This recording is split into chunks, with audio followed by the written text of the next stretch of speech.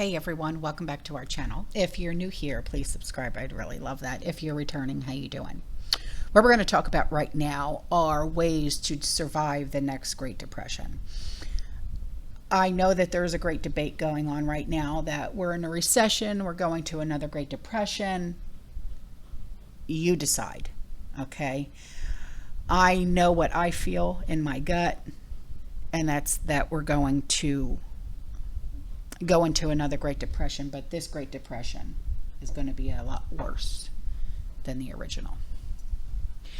We must be ready. The Great Depression that struck the heart of America in the 1930s was crippling, to say the least. A countless number of Americans lost their jobs, their homes, their loved ones, and everything you and I take for granted every single day. While we would naively like to believe that a deep recession or even a depression could never happen again, we would only be fooling ourselves.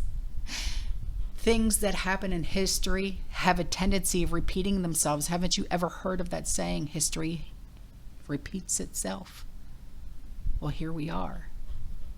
Ask yourself, am I prepared if the economy were to crash again? If the answer is no, what are you going to do about it?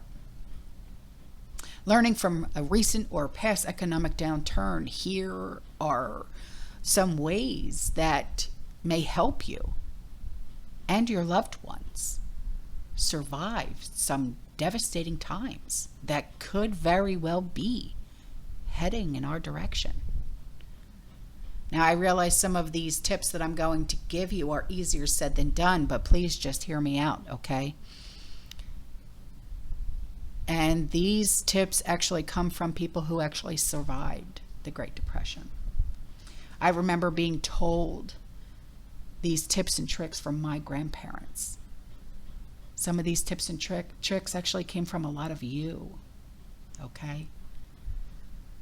So the first one is to work multiple jobs. I know, but just listen. Have additional education and training. The last time America suffered an economic depression, it was estimated that over 13 million hardworking men and women lost their jobs. And that equated to over 25% of the available workforce at that time. They found themselves having to seek out multiple jobs wherever they could find them to help make ends meet. And unfortunately, the same could happen if an economic crisis were to sneak up on us again, like it already is. Now, having more than one source of income would help you stay ahead when rough times come. And you could even start that right now. Consider picking up a part-time job that you actually enjoy. If you were to lose your full-time job due to a layoff, hopefully that part-time job will still be there. Consider getting trained in something new so you are prepared to take on a different job if necessary. Having a college education doesn't automatically guarantee a continued employment, but it certainly gives you a leg up on others who may be seeking employment. Also, having a training or certification in the trades like plumbing, carpentry, electrician, concrete, anything, gives you that extra level of confidence that you can stay gainfully employed. One of the most sought after employment opportunities right now is nursing. Think about this. There will always be sick people who need professional care. If you think high-tech training will protect you at any given job, look at what's happening right now. Okay? Twitter, they just with the layoffs, okay, when Elon Musk took over. Goodbye, goodbye, goodbye. Weigh your options. Pick something that you like and has growth and stability potential. Control your spending now and avoid debt is the next tip. Another financial way of surviving an unforeseeable downturn would be by controlling your spending habits and not taking on more debt right now. During an economic collapse, not only will you be hurting, but the banks will be suffering as well, and the banks won't care about your predicament. They'll be much quicker about liquidating any collateral that they can get out of you, even if you've had a good payment history in the past. If you do find yourself in a bind, don't put your head in the sand. Go visit that banker and see what can be worked out. If you have credit card debt, student loan debt, monthly home mortgage, car payments, get them paid off as quickly as you can. And while you're doing this, don't take any more debt on. Save that extra money so that when times come hard, you have financial options to fall back on. In an economic downturn, that line of credit or the credit card may come in handy in the short term. The next thing is unity through community. Having a community like what we have here, or like friends, family, church, organization, will be a huge blessing and could provide some level of relief during stressful financial times.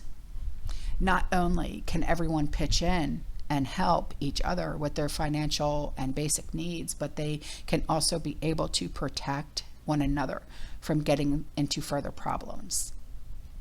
Try to go solo in a crisis drastically increases the likelihood of your family not surviving the roughest of circumstances.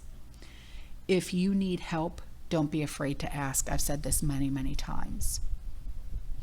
And if you have resources, do not hold back from extending a helping hand. The old saying, what goes around comes around, applies to positions, actions you take to benefit others, okay? And, I know that there's a lot of people who will refuse to help others, and that's really sad. But anyway, next is to stretch your meals and your supplies. When it comes to being uncomfortable, it might be uncomfortable and not what you're used to. You'll have to learn how to ration your food and your supplies during these rough times. Cutting back on your consumption and not allowing anything to go to waste will be paramount. And I know, like I said, this is going to be uncomfortable, but you're going to have to make do. When supplies can no longer serve the function of what they were originally intended for, is there another purpose that you can use them for? Waste not, want not. Is there another appropriate saying and approach in difficult times? No. So the next thing is to prepare mentally beforehand. It's going to be extremely hard for wealthy people to cope with their change in status. When their whole world comes crashing down, it's going to be challenging for the middle class and struggling citizens to keep their heads on straight during this time as well. You have to mentally prepare yourself so that your family will keep fighting no matter what. Learn to be more of a stoic person right now so that you can battle through anything. Learning to be more self-reliant is part of the formula for success in challenging circumstances. If you have a plan, you work on that plan and you find comfort and confidence in doing so. So the next thing is invest in currency or gold. Now, when the value of the U.S. currency comes crashing down, which it is, how are you going to be able to afford anything? Choosing to invest in other currencies now could have its own sets of risks, but could prove rewarding when the dollar becomes unstable or nearly useless. Owning gold or silver or other precious metals or gems will be invaluable in a crisis. Now, I'm not talking about luxury jewelry or anything like that. I'm talking about actual gold and silver. Please do your homework and make sure you are investing in areas and products that have a reasonable risk and a stronger upside. The next thing is a plan for shelter. Do you plan on bugging in or bugging out? Okay, that's what I'm talking about. What are you going to do when the bank has taken important items you've pledged as collateral? Even the home that you've lived in your entire life, or for so many years, like this house that Sean and I built 19 years ago. You have to have a backup plan. Do you own a tent? Or better yet, do you have family or close friends that would take you in? I learned very early on that making your mortgage payment each and every month is probably the most important payment any family makes. Screw the car payment. Forget about everything else. Make the mortgage payment first. Forget about everything else. It's very hard to qualify for a home loan if you've had any delinquent, any payment, anything, and I mean anything, on a prior mortgage. Protecting where you live is so critical in good and in bad times. The next thing is clean water. While you might be able to survive for a while without food, your body will only sustain itself for 3 days without water. When a crisis hits, store shelves will be wiped clean, man. You know this. You've seen it. Gallons of water, bottled water, this, that, and the other water, gone. Don't be caught in this predicament. Plan ahead of time. Begin stocking up on water now. Okay, get water bricks. Those are the best things to get. Fill them up, stack them up in the corner, done, right? It would also be wise to have several water filters on hand to keep your water pure. I got a Berkey. I love my Berkey. I don't know what I would do without that damn thing. Okay? So now let's talk about non-perishables. Most families only have enough canned and storable food in their pantries that would last them maybe 2 weeks. Probably less. Okay?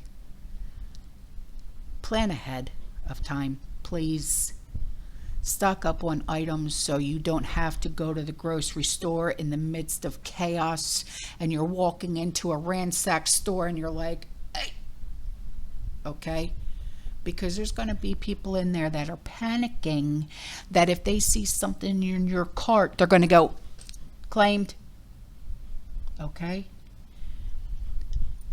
Try, please, to provide the essentials for your family now, not I'll get to it when I get to it. All right?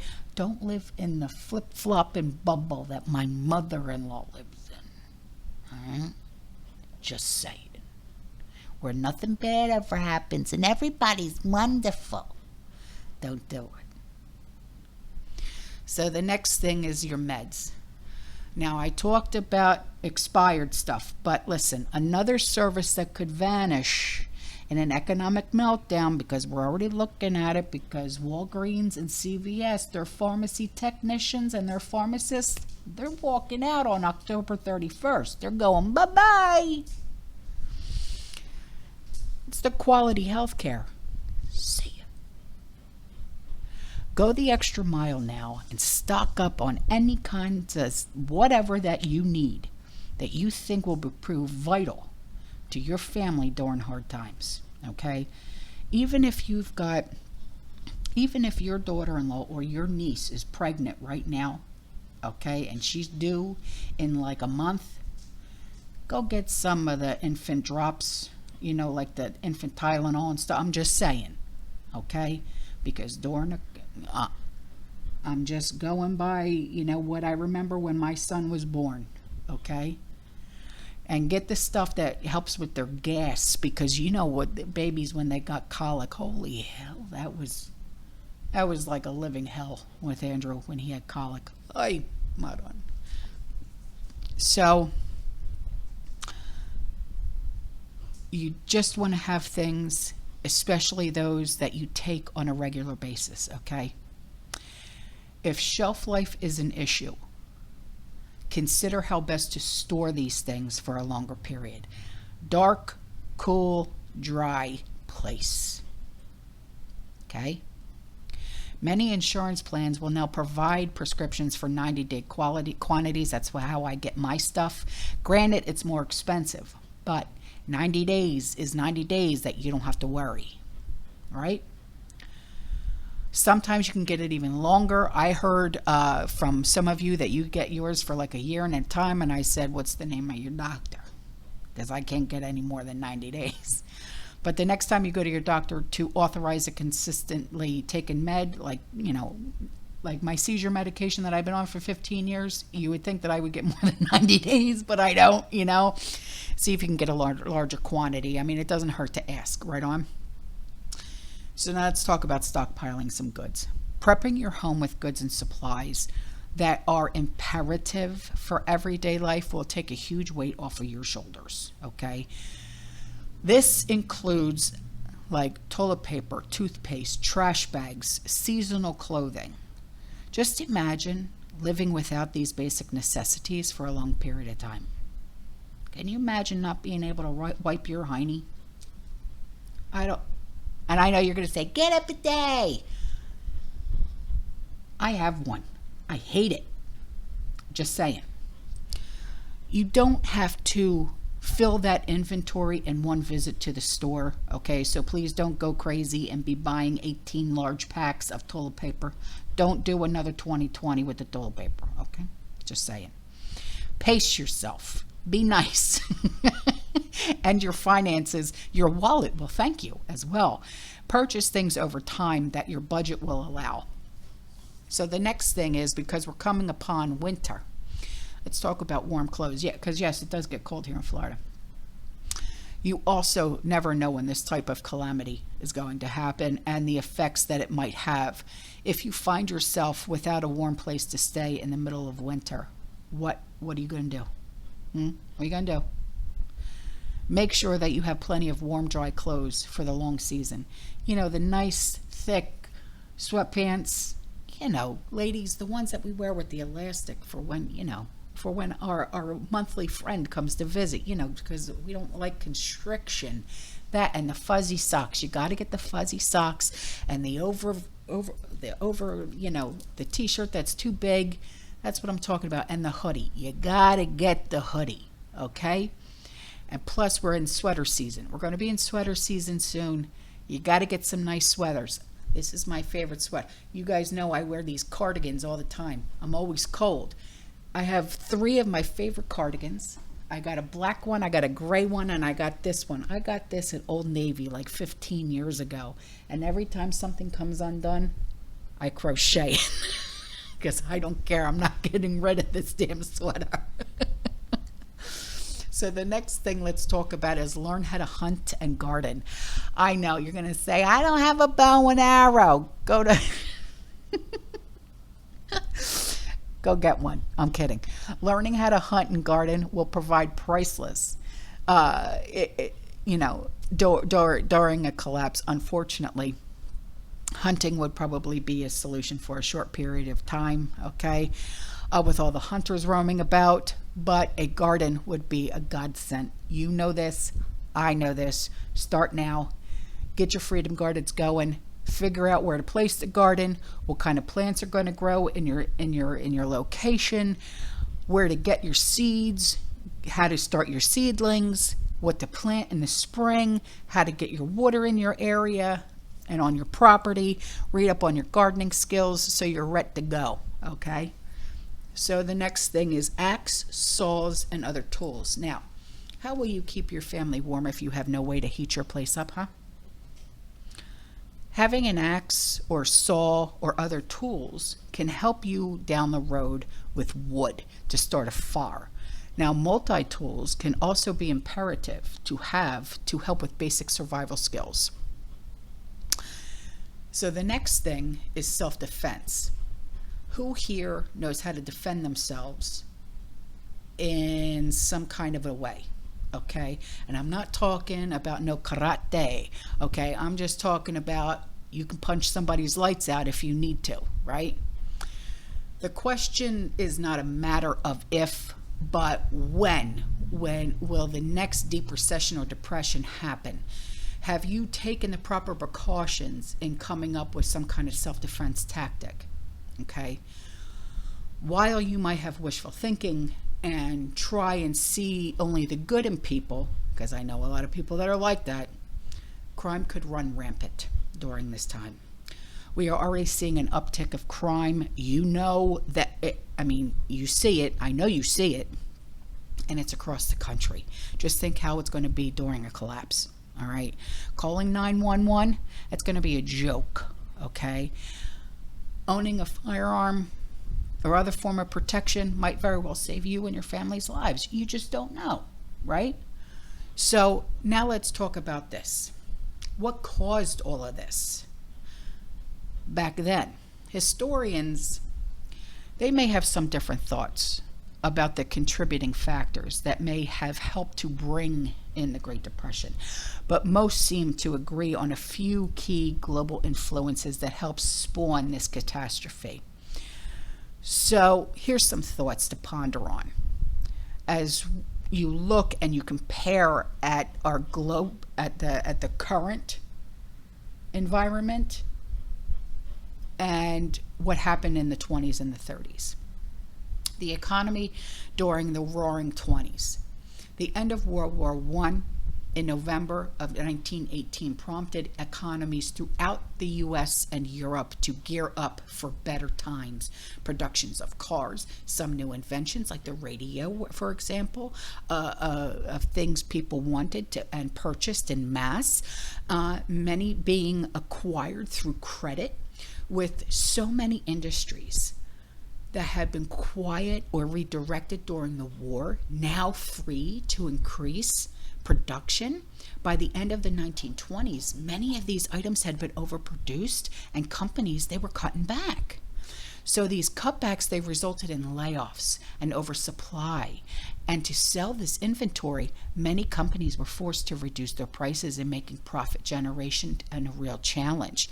And these layoffs, they prompted families without incomes to miss on payments, including in the loans that they used to purchase these large ticket items, putting pressure on the lending institutions. Then you have the stock market crash in 1929. The stock market had been hot, and I mean boiling fireballs hot, okay, all during the early years of the early year of 1929, setting records for the value of stocks.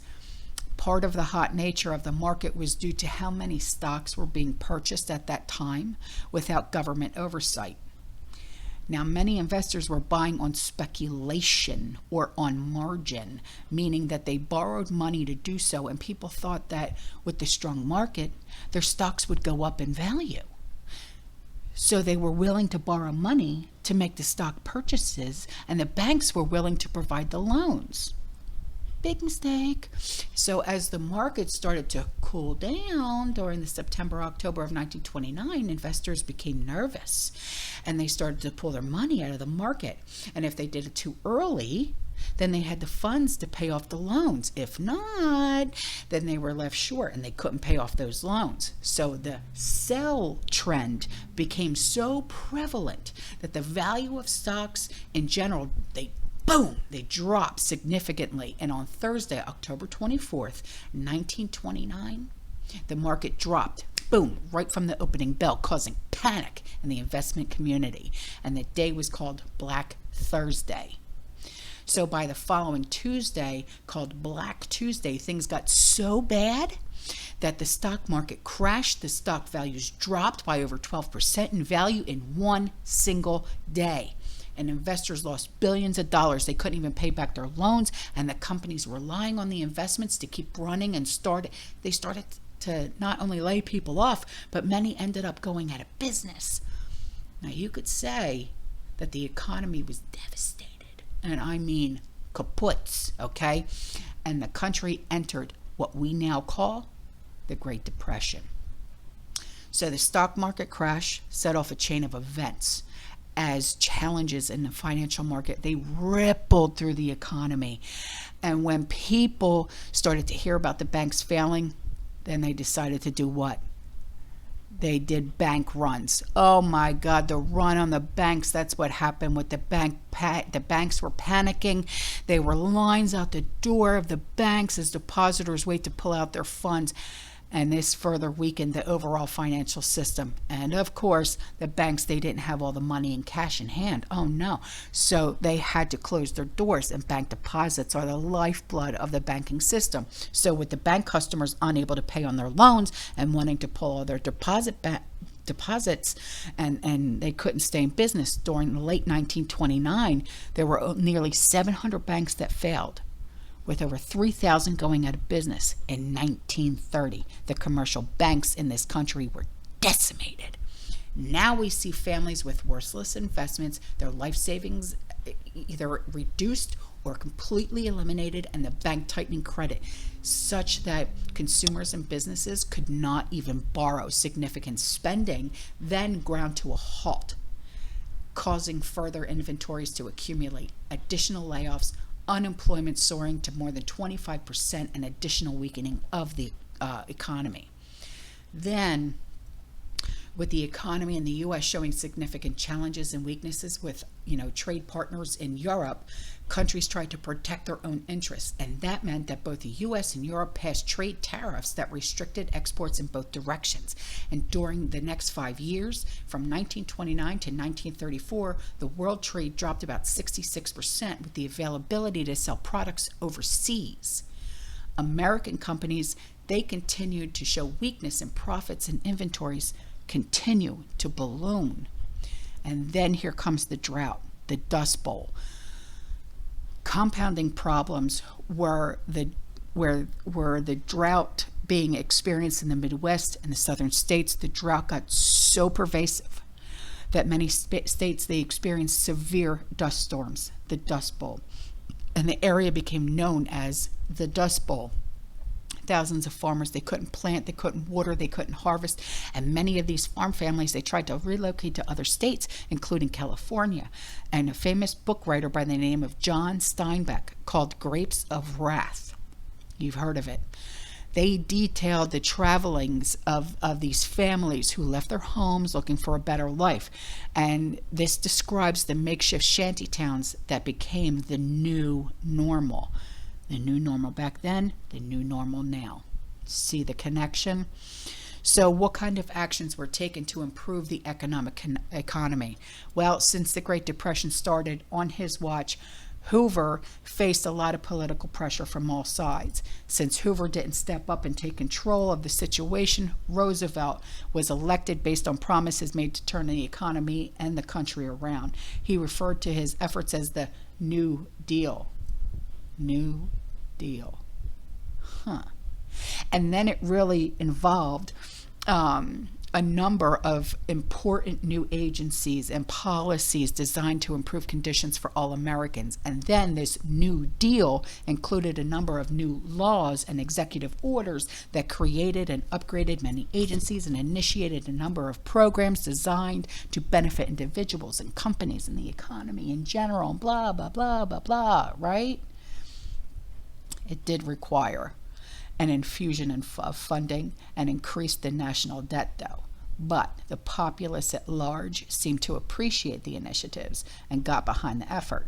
So the New Deal initiatives included agencies like Social Security Administration, Reconstruction Finance Corporation, Federal Deposit Insurance Corporation, Export-Import Bank, worthwhile programs like CCC, Tennessee Valley Authority, Historic Sites Act, and a lot more. Now, I don't have, I don't want to make this video any longer. I really don't. But you can Google all of this regarding the New Deal, okay? and the things that were included, so you can do your own research if you feel inclined to do so. All right, guys, I'm out of here. Okay, I will see you in the next one. You stay safe, you stay positive, you keep prepping, and as always, fearless. Ciao.